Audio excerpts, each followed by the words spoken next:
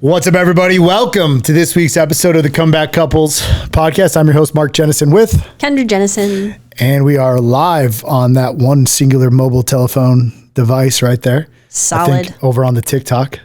Talking. All right. So, topic this week, grow together. Grow together. Or grow apart. It's your choice. I love it. But I'm going to do a little what I like to call massaging. As you know, I'm good at massaging you. You are very good. Like, who do you think is the best at giving a massage ever? You, no doubt. If you didn't say yes, or he didn't say me, I was like literally going to. Get out of here. Boom. Joe. Pow. Papa Jojo. Just like your dad would say to you. But last week, we did this episode, which you were just watching when I got home from having lunch with the girls. Was it a good one? It was very good. I like to... What are the highlights? I don't remember. We talked about commitment and what it means to be committed to something and how it shows up in your life, or how much better your life can be because if you commit to something, or the lack of commitment. It was just really... I like to go back and re-listen to some of the episodes. I feel like it helps me become a better speaker. I thought that was really cool myself. When I walked in. When I walked in the bathroom and you're getting ready, and I was like, dang, is she talking to herself? Because it was you talking. I'm like, did she turn into me? Is she having full-blown conversations with herself, or what the hell's going on? Which, by the way, this morning when I was walking into the gym, I was telling Ryan earlier, I legitimately had a full-blown conversation with myself. The guy in front of me is like, are you okay? He was like 30 feet away. I didn't even realize I was. You do it often. Didn't even realize I was talking to myself. But that's not what we're here to talk about. I mean, I should be in like Arkham Asylum. You know what that is in Batman? I don't. No. Ryan says, he knows. Yes, I'll see you there. He says, we're both a little nuts in our own right. Boys and Batman. But this is, we're gonna massage this thing up and do it a little bit differently here before we get into grow together, grow apart. It's your choice. Mm-hmm. Last week at the end of it, what I do remember is Ryan had us do a couple little alcohol related outtakes, if you will. I remember. And what I want to do now is I'm actually going to hit you with a statement. Oh, okay. And then I'm going to get when I say it, I want you to just tell me how it feels. Okay. For me to say it. Okay. Alcohol's the devil. How do I feel? I feel my first instinctual thing is I feel like that's an awfully silly thing to say. Like that was the first. I wasn't expecting you to say that, but I was like, oh, that's awfully silly. All right. So you know where this came from. I'm guessing from the church? No. Oh, so we just had that conversation? Yeah, I guess we were just talking about the church. No, it's got nothing to do with that. We were at your sister, my sister-in-law, I guess call her sister's wedding this weekend. And maybe the guy will hear it again. I did another podcast about this a little bit ago. And remember when you're out dancing. All night long, people. All night. Doing you're doing your moves, dropping it like it's hot. And I'm doing what I do, which is just keeping my eye. Watch me. Watching you, head on a swivel, checking on my kids, seeing if I had anyone infiltrating the room, if I need to take them out before anything happens. That's what I do. That's like dancing. It was perfect. My head moving. But you were out dancing with your mom, I believe, or whoever, I don't remember. But anyways, I was sitting by myself and I was getting ready to make a post about the night and about the day and kind of where we're at, and we left at like 10:30. So it had to be 9:30. Wasn't super late. And that cat came and sat down. Nice guy, right? Nice guy. If he's listening to this is not a knock on you. This is like, you should hear this. Yeah. And maybe you don't remember it, but I figured it was worthy enough for me to remember to talk about it. But he said, he sits down with me, and I remember you looking at me kind of like, what's going on here? And he straight up said, alcohol's the devil. Mm-hmm. And I was like, Blame. Game. Yeah. Right? Yeah. Right. Blame. And then the reason I wanted to ask you is because I want to know what you said. Like, what do you think about when people blame? It doesn't have to be just alcohol, just blaming shit on other things, people, places, memories, feelings, emotions. Another word that he used a couple times is trigger. Sure. And I was like, my response is real simple. Alcohol is not the devil, and the devil didn't make you drink these few drinks that it took you to come and get the balls, if you will, to sit down and talk to me about your situations going on. You made a choice and a decision. You pivoted inside of your mind and made an actual instinctual decision to have a beer or two or whatever you're drinking. There's nothing wrong with that. Sure. And that was the point I was trying to make to the guy. Like, bro, like this pressure that you're putting on yourself. Yep. Here we are in a wedding. Right? An open bar wedding. And here we are in a wedding, and poor dude's like, can't just relax. Yeah. He put a lot of pressure on himself. So much pressure on the drink. And then probably having me be there probably intensified the pressure you already had going into it. Not that it's about me, but like, oh shit. Now, like in the back of his mind, he's like, I don't really want to, when the reality was, it's just making a choice, a decision to either serve yourself, to serve your life by making the right choices, or to like, don't fucking make it so difficult. And that's actually something that I want to talk about before we get into it, is like, how many things in our lives do we make so much more difficult than they have to be? Quite a few things, I would venture to say. You think you do anything like that? You bet I do. What is what? What is one? I like to think that I just have a really high expectation for how we live as a family, or how I carry myself, or how the children should carry themselves. And sometimes that gets in the way, and it makes things harder than they need to be, in moments where I'm getting frustrated. And by no means do I ever expect our children to act like perfect robot children, just right? That's not the reality. I would never.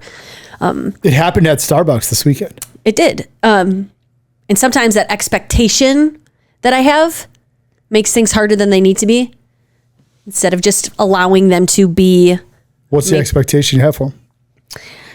I have it depends on what it is, but I have a health expectation for them. I have an exercise expectation. I have a discipline expectation. I have a manners expectation.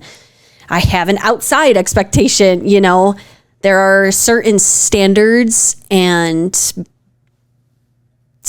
I have for our kids, and which I think are very basic, by the way. So, but when they don't meet those, or when they cross certain boundaries, or I feel like then I am and kids are kids.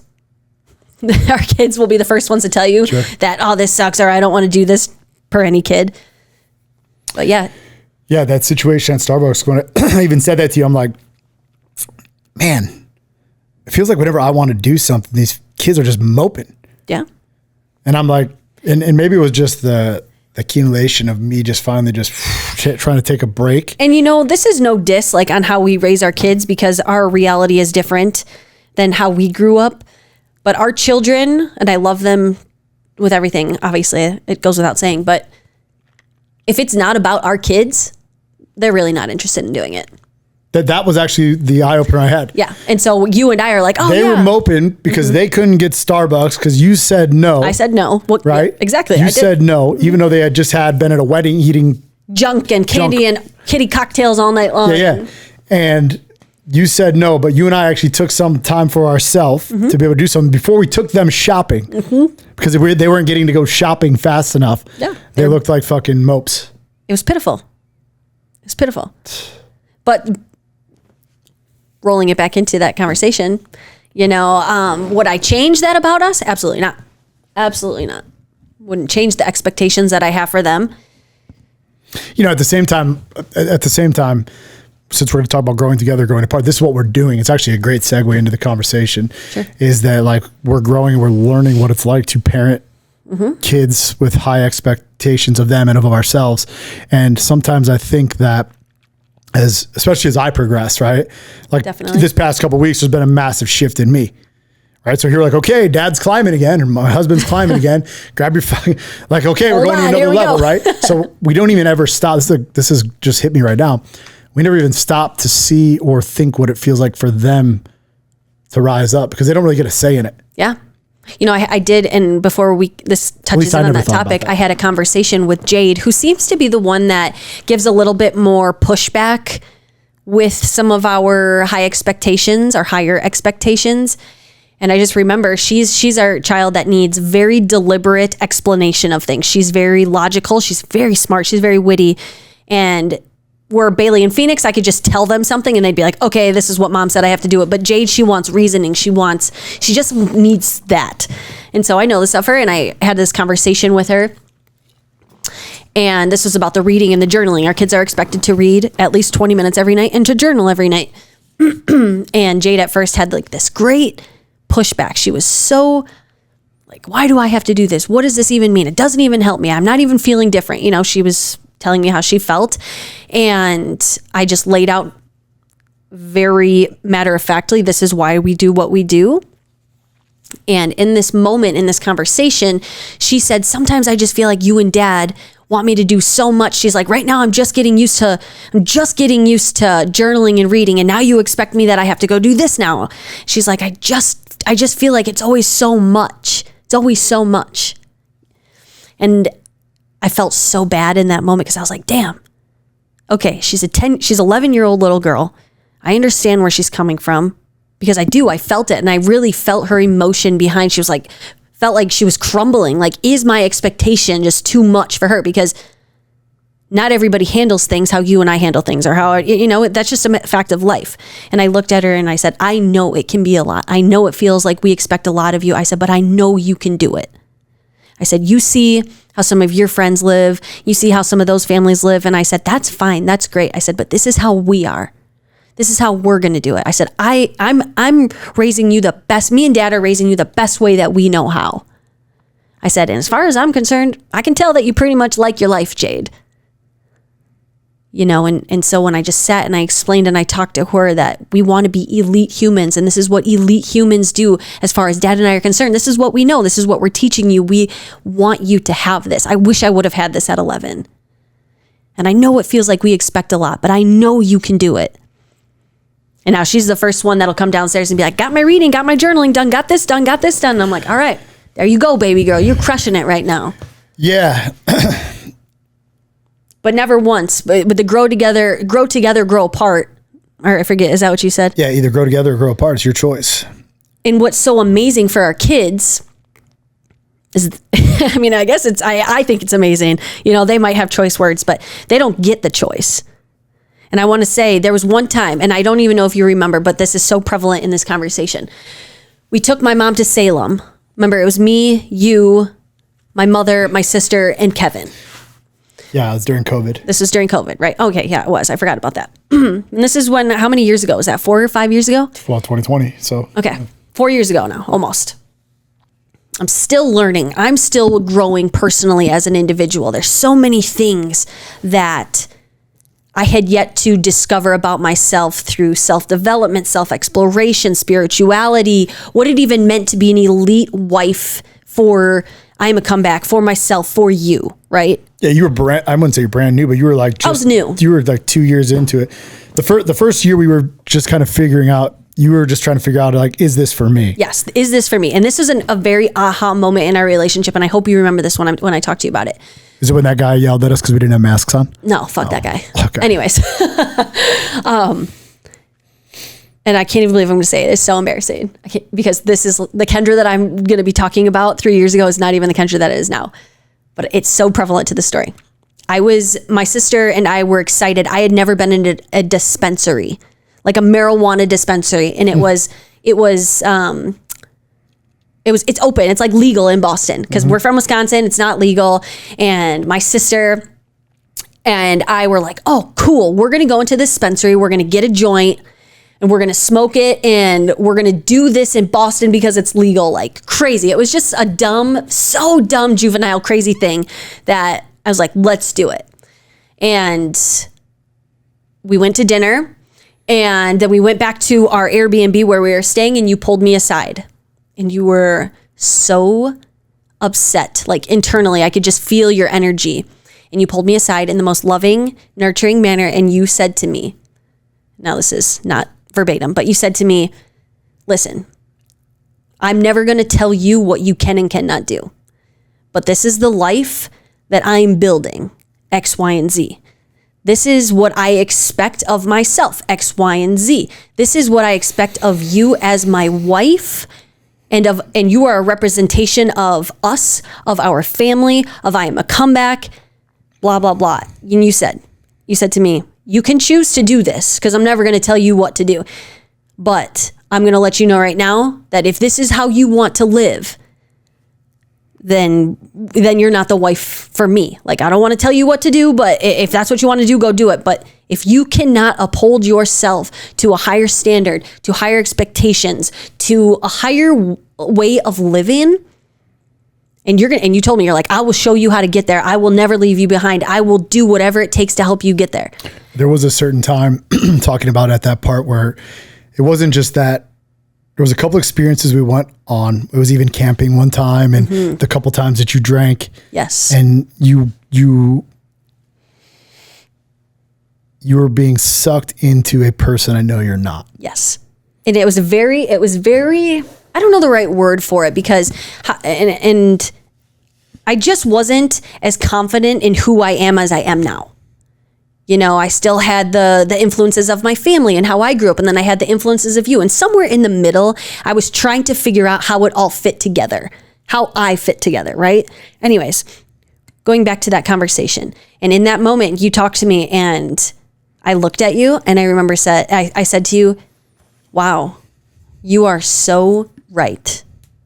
I am really sorry that I could not see, you know, how juvenile I was being about such stupid things. I said, nowhere in my life or in our goals would smoking this joint or having these drinks get us anywhere closer to who we want to be.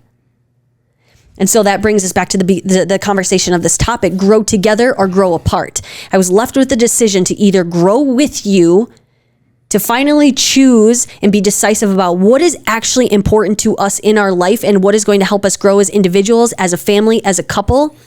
Or, hey, baby girl, we got to part ways. You can go do you, but that's not for me. That's not what I see for us. I'm not going to tell you what you can and cannot do, but we got to part ways. I never try to control you. I just laid it out. You've never controlled me, but you were always in control. I have a very good way of helping people find out how to make their choices. I'm going to tell you right now. Literally feel the emotion behind the choice. Because I want to, we'll touch base on that. I'm sure that's going to be a good part inside of the conversation where there's going to be a bunch of little pussies that are like, oh, it's a joint. And like, I just clearly know. I don't care if I didn't. It wasn't about the that. Joint. Yeah, exactly. I was trying to get you to this version. I'm trying to get this version to the next version. Yes. And if we look back in 2020, I mean, I was only 2 years into this. This thing wasn't proven the way that it is right now. Exactly. Right. So anything that would come on, like if we got pulled over and you got in trouble or whatever, it would have looked bad. Would have looked bad on us. I'm like, I'm trying to hold myself to a standard, and I'm trying to put you in a position next to me. Yep. Right. Because if you go back to what I said on the boat when I married you, not ahead, not behind, right to my side. Exactly. Like equal in everything. And what's so amazing is we can even roll. That was 3 years ago, and rolling into this weekend, my sister got married. It was amazing, beautiful. It was so much fun. Like Mark said, I was literally dancing all night long. Doesn't matter. It really was a good time. It really was. And my favorite part about who I've grown into, obviously with your guidance and your love and your future casting for exactly what we want as a family and as a couple. I was able to go to this wedding, which was my family wedding, open bar. And not one time did it ever cross my mind that it would be more fun if I had any drink. Not one time. Alcohol became so irrelevant in my life because of the clarity that you've given us as a couple on where we're going and what does that mean and what does that look like? What does the most elite Kendra look like? I mean, how many times have you asked me that question? What does the most elite version of you look like, Kendra? Right now I ask you every day. You ask me every day? Because I'm trying to see it in my mind so I can take you to it by taking me to who I am. And so I take that with me everywhere I go, even at an open bar wedding. It was my sister's, and Kendra 3 or 4 years ago probably would have been like, oh, you know what? Yeah, I will have a glass of wine with dinner, or I will. But now it has become so abundantly clear for both of us. But I know exactly who I am. I know exactly what I want. Can I know exactly. Yeah. Do you know why? So four times pop into my mind, right? The 2 times you drank. Yep. And the other time you were going to smoke a joint at we're camping. I remember. I think you even did. And I'm like, this is like, you're like, what is she doing? What the fuck are we doing? It's like in the middle of a farm field camping. This is not how I want to live my life. Yep. And then that time there, which I didn't remember until now, but I was not, the reason I did this for you was, to help you become this person. Mm-hmm. But I was not going to ever allow you to run from the pain. Sure. That I know is inside of you. Yeah. And it's better now. And let's bring up the 2 times that you've ever seen me drunk. where I was a complete mess. I was a shit show. I was embarrassing. I have a lot of hurt and anger, even more so than PTSD, hurt, anger. Yeah. But these are all things I was new, and these were things that I didn't even know how to work through. At the time, I didn't know how to work through any of them. They were things that I was like, oh, let's just forget about them. Kendra doesn't talk about them. I don't do this. And then those 2 times that I drank, it was just like emotional overflow. And it was just embarrassing. And it was a part of my life that I look back now and reflect on, because obviously it's a much different story now with the growth and the guidance and the future casting and just all of the things that you've ever done for us. And I say you because without you and your help and your guidance and your love and your patience with me, I wouldn't be who I am today. I wouldn't have sat at that wedding and not had, and I'm not the one that tells you not to drink. You could have had 2 drinks. You could do whatever you wanted to do. And here's the thing. It's not about the alcohol. Do I care if people drink? Absolutely not. I know wonderful people. I know wonderful, amazing individuals that are able to sit down at a wedding, have a couple drinks and call it that. Good, great. I love that for them.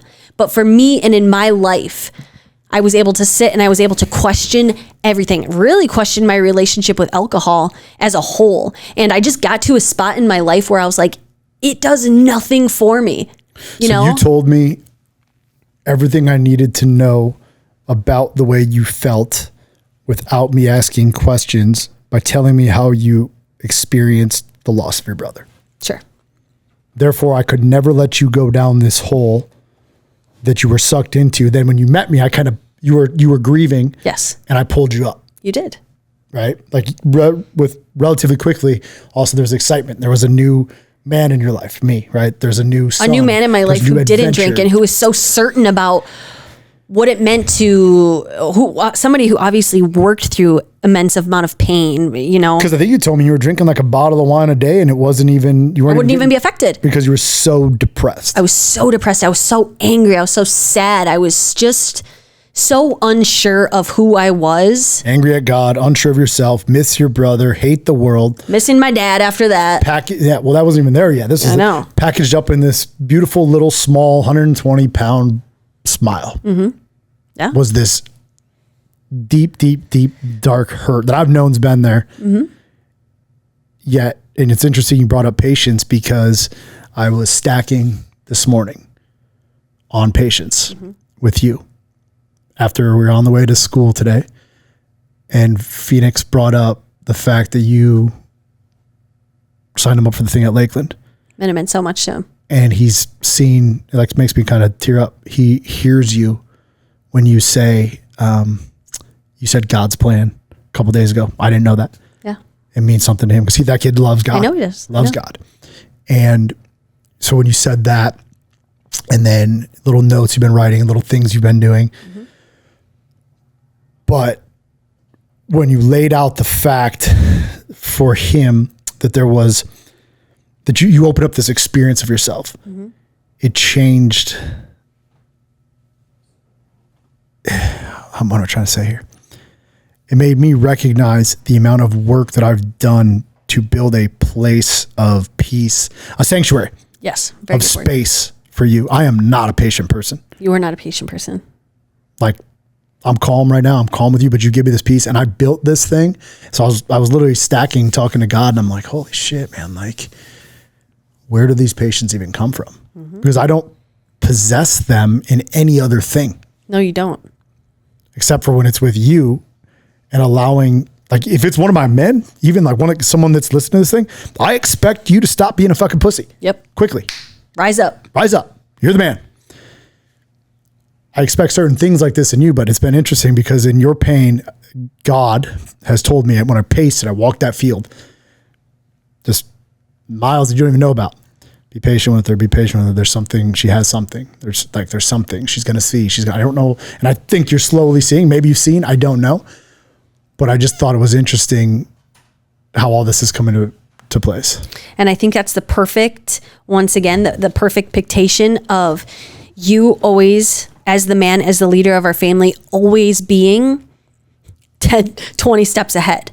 You know what I mean? And once again, you are always in control, but never controlling. And to me, that meant you're in control of exactly where we're going and what you expect of our family, but never controlling me to do it in your time, but in my time. Mm-hmm. Having the patience and allowing me and guiding me and making me question things or having me see things in a different perspective opened me up to so many incredible, I literally love this, Kendra. Mm-hmm. And I can only imagine how much more awesome I'm going to think of myself in like 2 or 3 years, right? And again, it just brings us back to that grow together or grow apart. And the greatest gift that you've ever given me as a husband is giving me the gift of leading me as your wife, taking me along the side with you, and still allowing me to be my most authentic self, allowing me to still be me. You know, you never expected me to change. You never expected me to do this. You held expectations. I did you say, held, hey, like, yep, you held expectations and you held standards. But you still allowed me to be me. Yeah, absolutely. I wouldn't want you to be some version in my mind that I made. I'm helping you become who you are. I know what that looks like because you lay it out for me, but like, I'm not trying to like control you here, put this dress on here, do your hair. Like, never. That's not what I'm trying. I'm not that fucking type of guy. But after that second time that you got buzzed up and you were mean to me, but you were dealing with a bunch of hurt, it was after Alyssa's mom died. Yep. I remember. In the middle of the day, and I went and I picked you up. And I was drunk. And you were bringing drunk middle day. Yep. And you were bringing things up from my past. Yep. That have never, ever, which is the only time you'd ever done it in my life. I didn't say a word, drove you home, put you to sleep. You had one fucking boot on, laid you on the couch, then I left. Yep. Because I'm like, I'm not just going to sit here all day. I'm sure you were in that moment questioning, is this the right girl? Is this what she wants to live her life like? I did question that, but first I had to sort through the anger. Sure. Because I'm like, how the fuck does somebody who you've never, ever even... I've never been mean to you once. You've never raised your voice at me. You've never yelled at me. I smile. You're the sweetest to me, even when life throws you the most punches. From day one. From day one, always. Like, this is not some bullshit. It's literally my favorite thing. It's literally every day of my life because I made a choice and a decision to never hurt you. Mm-hmm. And on that moment, I remember I actually went to Potbelly's. I went for a walk and then went and ate dinner at Potbelly's. This time I was gone like 4 hours and you texted me or you called me where are you? And you didn't even remember that you brought me home. I brought you home. And you didn't even remember Pitiful. Being mean to me. But then you woke up the next day because I just left you sleep there. I went to bed and I don't even know if I slept. I was fucking angry. But the next day we talked and I said like, hey, if this is how you're going to do it, it's not for me. No. Gosh. And I look back and thank God I can look back now and say to myself, because how pitiful that was and how embarrassed it's just like so embarrassing to have to like have this out there live. I think there's something that needs to be said right here because I heard it in my head. Yeah. This is also a place where you cannot keep score because I could say, well, she's done it to me now twice. Oh yeah, true. See, I didn't even think about that. I know you. I just know you and your love and your patience for me. For you, I'm saying for the listeners out there. That's a great point. I hear it all the time. Well, she got fucking wasted. Why can't I? Or he got wasted. Why can't I? It goes back and forth, back and forth, back and forth. Yeah, which is this game, this rival of who can be more fucked up and hurt each other. That's not what it was. I didn't hold it. You never held it against me. No, and I don't even. I mean, you allowed me the opportunity to. We dealt with your dad. We dealt with my pain. We dealt with which you obviously knew I was in. You dealt with some of the anger that you had from me being so belligerent in that moment, so juvenile. And then I think consciously, like you said, you made another choice where you were like, all right, this girl she needs me. She needs my strength. She needs me to show her a way of life that she's never seen before.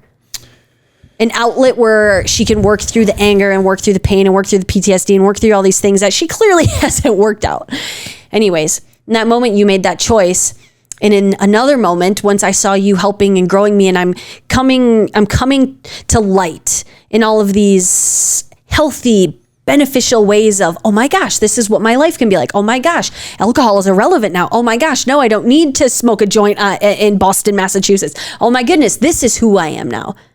All of that and all of your love and all of your growth and all of your expectations and all of your standards helped me elevate into the woman that I am today, and is going to help me elevate into the woman that I'm going to be in X amount of days, months, years from now on. Growing with you, because that's what I want to do. This is who I want to be. This makes me feel good. Becoming the best version of myself, which the best version of me that I know now doesn't include drugs or alcohol in any way, shape, or form. For somebody else, it might. It might include drinking a glass of wine. It might include smoking a joint here and there. If that's for you, great. You go do you. But for me, the best, most elite version of me doesn't include that. It doesn't include it for you. Maybe in 25 years when you did what you got to do. I don't know. No, I mean, it seems like every year, every it just month, becomes so abundantly clear. It's just so irrelevant. It's so irrelevant. And I think that's the best feeling. Which, by the way, and this is a great spot for me to say this, like, I never thought it was possible.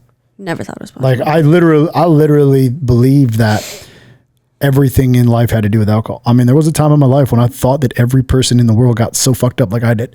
Yeah, like I knew that was crazy. I just didn't understand that people didn't drink and drive. Yeah. I didn't understand that people didn't start drinking at 6 a.m. because wherever I'm going, I'm seeing other people doing it. Mm-hmm. So you can pay attention to what you see. Also, the version that I wanted to be was that version of that. Yeah, exactly. Right? I wanted to be this person who could be fucked up all day, make a bunch of money, live life crazily, right? Like kind of a cesspool, disgusting life. Yep.